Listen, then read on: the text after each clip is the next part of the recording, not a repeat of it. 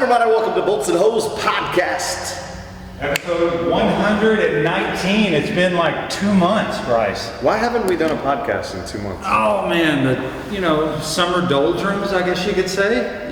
We've been on vacation. You've been trying to send a kid to college, right? You ain't lying. Yeah. 2 How's weeks. that going? 2 weeks, we leave. A week and a half. Yeah. You're moving him out of state? We're moving him to University of Arkansas. Arkansas. The Razorbacks. What made you choose Arkansas? I didn't choose a thing.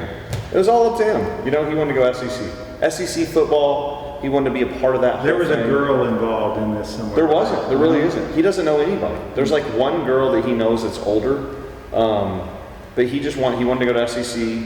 It's easy to get into, and it's not too close. It's not too far. He'll enjoy that. Yeah. I think so. Hopefully he makes it. I went to Europe for a couple of weeks, which was kind of cool. The river boat. I really enjoy Europe. You were the youngest person on the boat? Probably, yeah. Do you think so? If you go on a Viking river cruise, no, because I think some of the grandparents took their grandkids. Okay. So I might not have been the youngest person. You were the youngest person to book it. But yeah. I think we talked about this on a previous podcast, but I went to an Eagles concert in January for my 50th birthday. And that was another setting where I thought it would be some younger people like me, and it was not. It was some older people like me. Blue hair. So does that mean you're getting old? I don't feel old most of the time, but I think you go to a venue like that, you're reminded that you are one of them. Yeah, you're old. You don't think of yourself as aging and getting older, but when you go to a venue like that, you see your peers around you. But you're not that old. I mean, you're a couple years older than me. And I view Eagles people as like old. Like 60s. You're right. I mean, because that was even a little bit before my time. I mean, I was born and the Eagles were headed into the twilight. But still, I grew up on it, right? It was still popular decades after. They're still very popular. But you go to a concert, you appreciate how old you are. Yeah. And the Viking River Cruise was no exception to that. That's one of those. So we started out in Basel, Switzerland, which was absolutely beautiful. I think that was my favorite place. We stayed a few days there. Then we hopped on the river cruise, went all the way up the Rhine River through Germany, and did some sightseeing stuff, castles and all that sort of thing, and then ended up in Amsterdam and spent a day there. And it was fun. Just smoking the weed in I would Amsterdam. highly recommend it. You certainly appreciate the United States when you go on an extended European trip like that. But having said that, I love Europe. What's the biggest difference, you think? I don't know. You go to Europe and you just feel the history that's there. You go there and every building is older than the United States. It seems like. So it's just, I don't know. You just have a reverence when you get there. It's you just have some respect for it that you don't really have that here. Yeah, like every corner you turn, it's just a strip mall on a highway. Yeah, and cheap construction, everything made of plywood and wood, and everything there is made of granite and stone. It's it's a different vibe. Yep. Yeah. And so now we're back in action shooting the podcast. We apologize to everybody out there. We've been talking about doing it every week for a long time, and we just never. It just doesn't happen. The energy wasn't there, but we're back. As you can tell, we've changed the venue just a little bit. Before we jump into that, it warms my heart that you're drinking a whiskey with me again. An Eagle Rare. Yeah. And probably since the last time that we did this podcast, I've lost a little weight since then too, right? So a little weight. A little weight, yeah. People have asked you if you're sick. That's how much weight you've lost. That's true. You've lost how much weight did you lose? 20 pounds? 25 pounds. 25 pounds. Yeah. That's a lot of weight. That's a good solid 25. I'll fluctuate 5 pounds here and there, but that's 12% of your original body weight. Solid 25. You lost 12% of yourself. At one point I was down 30 pounds. I've gained 5 or 7 pounds back, but I'm doing good. But isn't that crazy? But I can tolerate a whiskey now. Yeah. Here and there. And it's great. Yeah. Bringing it back. Eagle Rare. I can tell you brought me this for, I think, my birthday. Your birthday, I think? Yeah. And it's been sitting in my office for the last 6 months. And I thought we'd break it out for the special occasion. It's a solid drink. Eagle Rare. It's a solid and immediately when I took a sip, I'm back on the wagon. It's a solid pour. Yeah.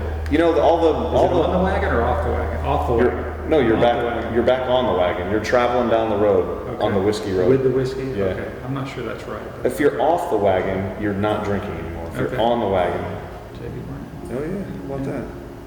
Okay, I got you. All the Wellers are coming out again. You sent me that note today. I picked up 2 bottles last couple of weeks. You know that place is 15 minutes down the That's road. crazy, Go there and pop man. over there, and they got cheap prices. Antique 107, the Foolproof, and they had a bottle Did you of try the Rams. Foolproof yet? Not yet.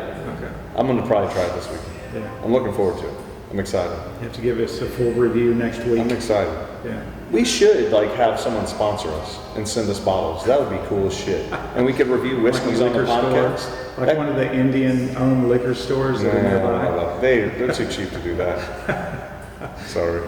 All my Indian friends. So you're talking about actually going to Yeah, like getting Weller's Wellers and saying, hey man, we're going to give our 14 people that watch this, they want to hear about our review. I bet Ben, he's from Kentucky. He might have a hookup there. Maybe. He might be able to connect us to the right people. Or we should just go and take a trip. Yeah, that's not a bad idea. And pretend like we're the connoisseurs of whiskey. Sales calls in Kentucky. Yeah. Calling all the distilleries over Yeah, there. I'm sure they're using hose and bolts and isolation kits and the whole nine, right? Let's do it. I'm down. We're gonna plan, and we're gonna come to you live. Bolts and hose. Live from Buffalo Episode Trace. 182. Buffalo Trace and Wellers, and that'd be sick. We've already done one whiskey tour on podcast, That's true. right? Yeah. High West in Park City, Utah. That's right. Yeah. How about that? That was a good one. I think. That was real good. Yeah. That's it. They have We were Midsummer Nights. hammered when we left there. You know, it's a solid bus. Solid bus. You get a flight of different whiskeys, and you have to try each one of them. Yeah. There's no say in pushing yourself back from the table. I don't think I've drinking high whiskey since then, or High West since then. I've got a couple of bottles in the cabinet. It's good. Yeah. They got some good bottles too. It's nothing compared to this stuff. No, this is the best. Yeah. The best ever. Yeah. And then Houston's recovering from, let's talk about Bolt Cave. So we're at the Bolt Cave, Yeah. our R&D Right. site. Yeah. So we obtained a garage about 6 months ago. Was it about 6 months ago? Something like A little more than that. that. So it's basically a place that we've organized to be a meeting area, kind of a corporate retreat.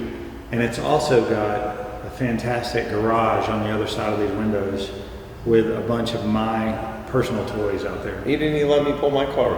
Yeah, I don't see why you don't. We could do a video of you pulling your car in. That would be cool. Yeah. But cool shop, all epoxy floors and all that stuff. We got a lift out there. Every car has Patriot bolt Inconel motor mount bolts. Yeah. Inconel. So we can classify this as an R&D facility. Yeah, we're just making sure they all work right. Yeah. They hold it down. They seem to be working fine so far. Yeah. Yeah. Except for a couple of vehicles. So we got some cool cars out there, a lot of old classics. I think you can kind of see the green F-250 Highwood behind me. That's a 72. And then we just added a 63 split window Corvette. We got a 66 Chevelle, an old Bronco, a couple of Porsches.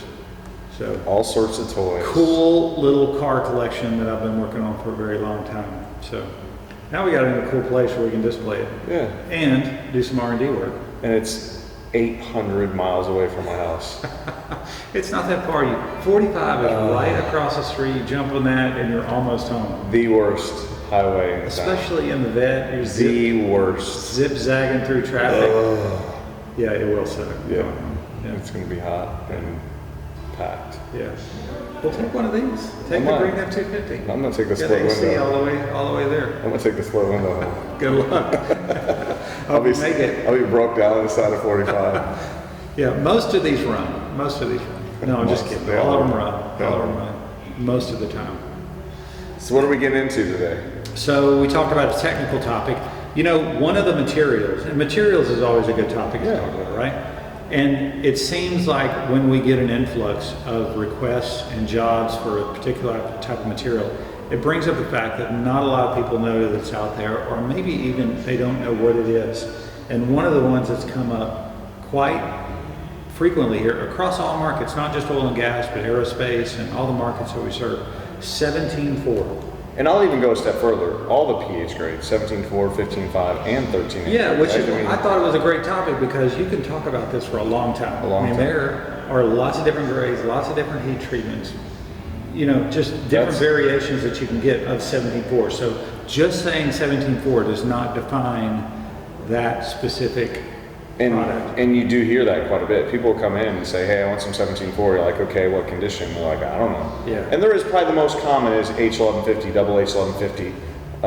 But it can come in 1075, 1025, 900, 925. I mean, you can heat treat to anything to get certain mechanical properties. So it is a stainless steel, right?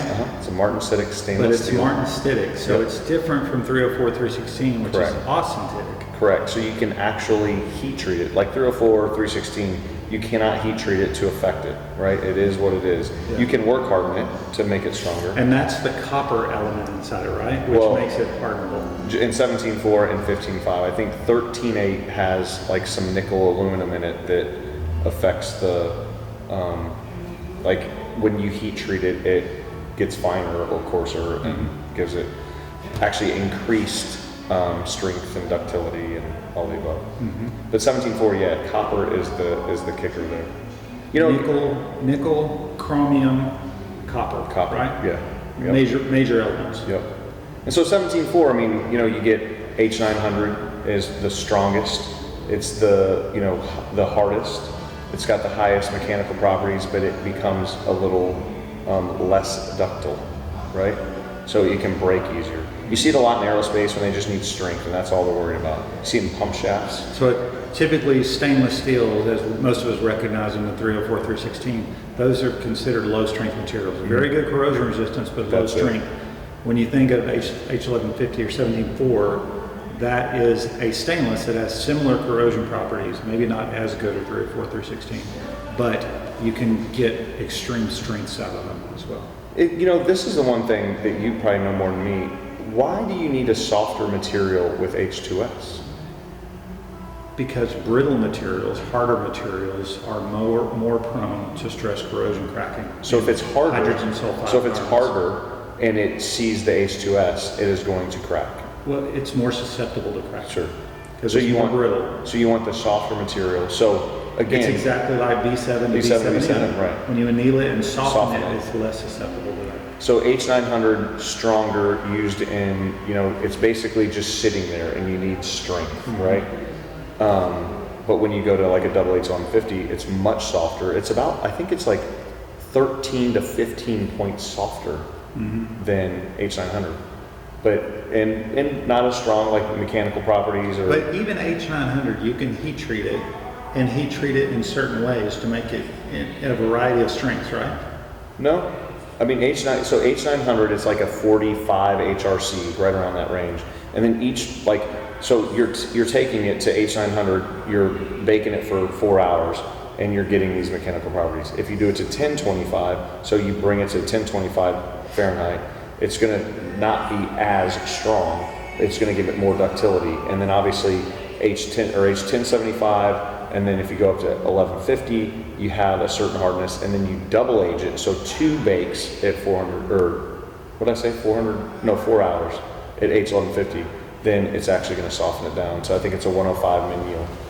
So it's softer. The mechanical properties aren't as great, but it, you know, you can use it thermal cycling. I mean, it's just more ductile, stretches more, moves around a little bit more. A guy, this is an interesting one. A guy explained this to me.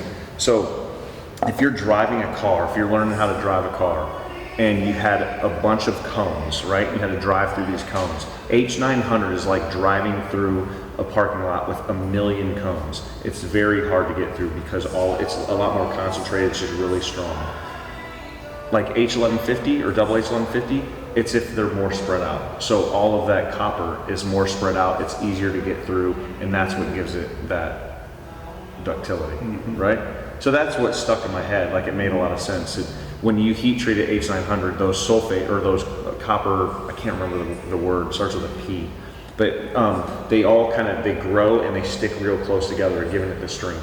The higher the temperature, they spread out more, and it makes it more ductile, right? It's easier to get along, it stretches more, moves around a little bit more. Good analogy, Bryce. Right? Yeah. That's just one thing that stuck in my head. I probably didn't explain it as well as the guy explained it to me, but But you know, I've researched that, and it just seemed to me at the time that you had all these different variations of heat treatments that you could do to it, so you could fine tune it for a very particular strength. if you want a hardness or if you want a mechanical, like a yield strength or a tensile strength, yeah, you could pick. I mean, it doesn't even have to be one of those. They have the standards, Yeah. H1150, whatever, but you can You define can do what the strength needs 1050. to be. You can do. You see H1100 sometimes. I Yeah. mean, that's not as common, but And it's then they still have some of the age-hardened materials. I mean, you can get up to like 190 KSI strength. H900 that's the strongest. 190 KSI. I think it's 145 yield and like 180. When I you think. compare it to like B7, which is 105 KSI Yield. in most of the diameters of Right. yield, yeah. Yeah, You're talking about 190, almost twice as strong. it's crazy. Yeah, in a stainless material. But But it's very brittle. brittle. Yeah. Right. You can break it very easily. But it's tough. Like it's very, very tough. Yeah. She'll just see it. Like I said, pump And sound like quality. 44, 45 45 hardness, right? hardness, yeah. I mean, that's, like I said, I showed you that one today, and we were doing some sockets, some H900 sockets. So the right way to do it is to Yeah. machine it. We talked about, buying it in finished condition or buying the raw material in H900, Yeah. or buying material in annealed and then heat treating it after Yeah. we finish machining. Which for us, you think it might be easier to buy it in finished condition, but it's so difficult to machine. You're going to be turning on it for a long time. You're going to be going through tools left and right. It's Especially on the broach. Yeah, especially on the broach. But even on the turning, you're going to be going through inserts left and right. It's much easier for us just to bite the bullet, machine it finished condition, and then send it out for heat treatment and finish it out. So we're going to spend, it was like $200 in addition we're spending on material to get it in H900. Instead, we're going to buy an annealed and we're going to spend an extra $600 to heat treat after the fact. But it'll save us money and But time and inserts. the speed at which we can machine it and just the tool life and things like that, I think we'll come out ahead doing it that way. But so yeah, 17.4 is kind of the most available commercial grade. 15.5 is a step above it, but it's not as available. And then 13.8 is kind of the Cadillac, more corrosion resistant, stronger material. So if you're having issues with either one of those, you just kind of step up to 13.8. Cool. And we have a massive quote out there right now for 13.8. We've been told we're getting an order like massive, and that's all going to be heat treated. I think it was H1150, or H1075. I can't remember, but Yeah. It's weird how there are times where we'll just see a You just rash go run, of yeah. materials. it's wow. And It it'll really be is. consistent. But different customers, Yeah. different markets, different areas. It happens all the time. It's just so weird. Like some people, like there'll be a month where we use nothing but B16. The next month, nothing but 660. Next month, nothing but 718.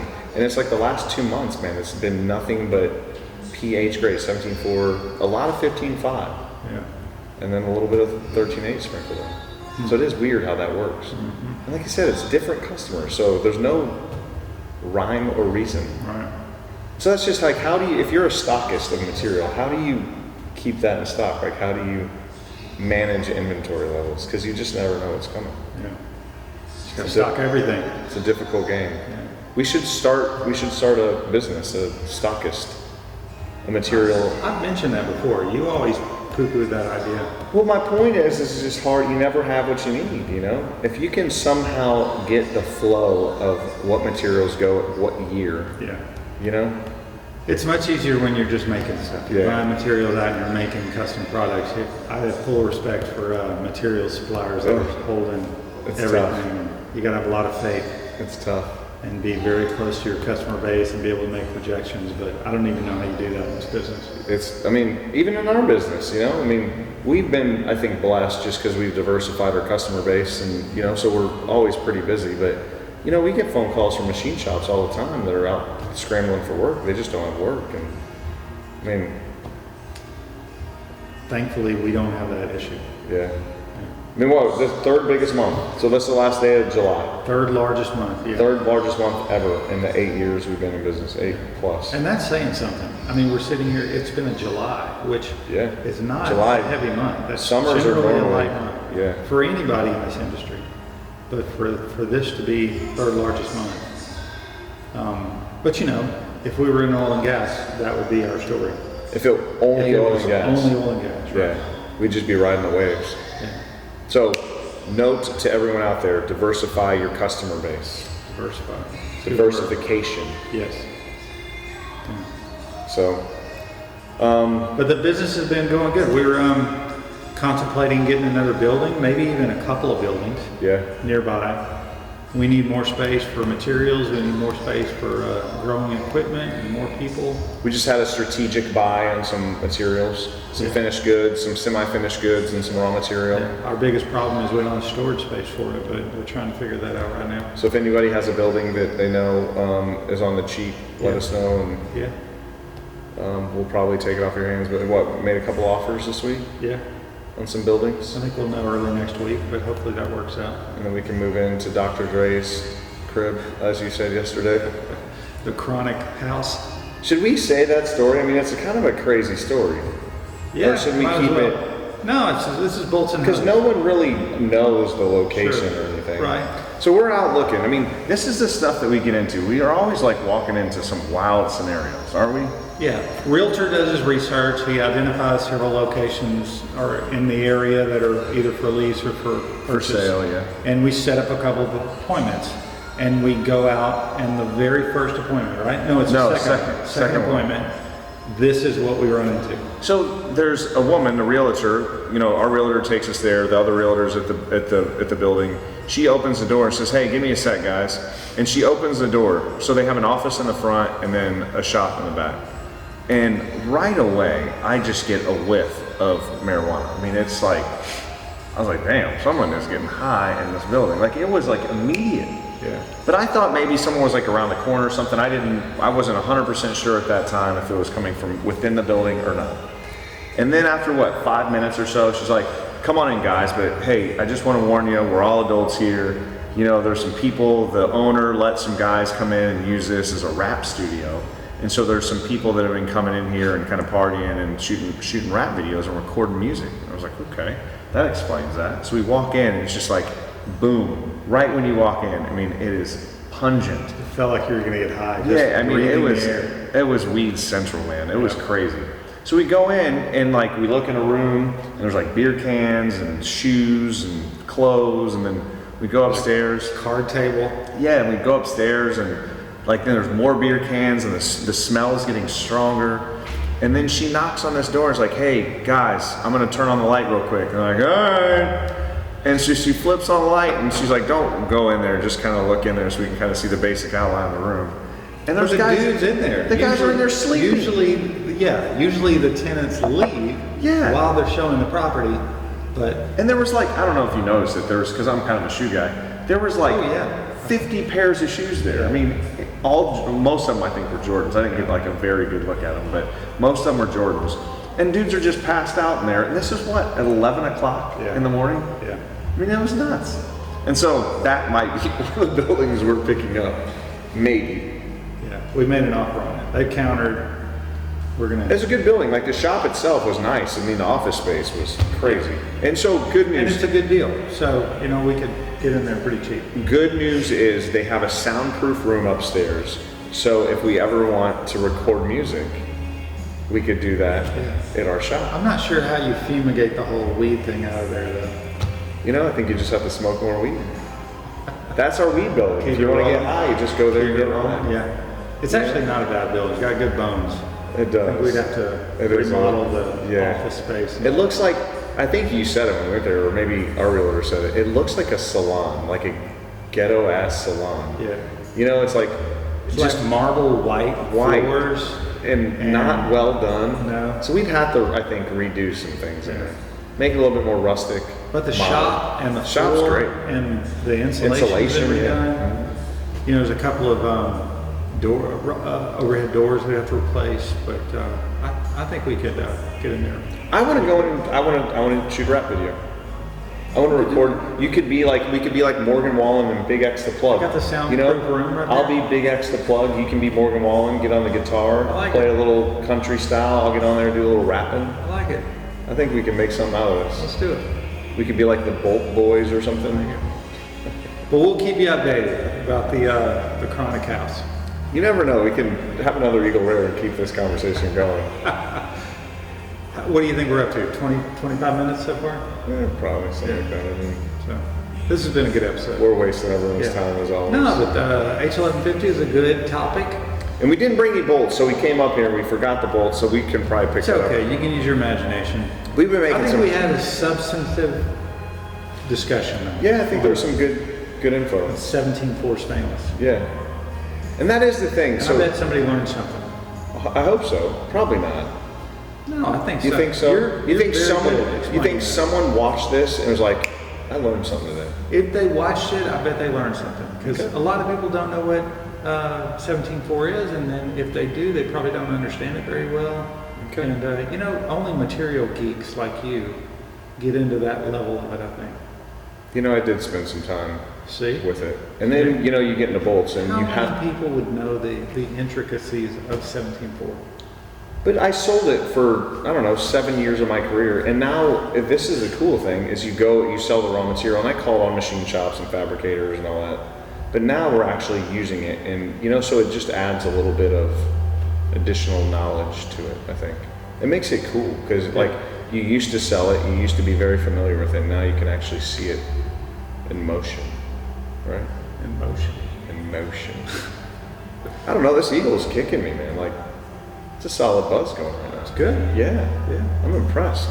And I've been drinking whiskey lately too. You know, maybe it's Maybe I didn't it's eat a enough today or special something. blend or something. I don't know. Maybe it's the bolt cave. The fumes in the bolt cave. All right, guys, glad to be back. Cheers, Thanks for Bryce. watching. Have a great weekend. Adios. Glad to be back. Yeah. We will see you next week. Comments. Rain, sleet, snow, or shine. Yeah, comment, please. Yeah, Let's have some comment, conversations. share. What do you want to see next week? Yeah. Yeah, give us some topic. Give us some suggestions. Sure. That's what we need. Yeah, we used to have another customer that he'd always comment and he would tell us what he wanted to see. He's going to comment on this I one. think you're right. Yeah. I think he's going to hop back on. I'll text him Engineered too. AF. No, I'm just talking about the one before him. Oh. My boy over in right, outside of yeah. San Antonio. Yeah. He was our first EAF will be on here then. AF. AF. EAF. Oh, engineered AF. Yeah. He's a good one. Yeah. Okay. Cheers, brother. Shut her down. Have a good one.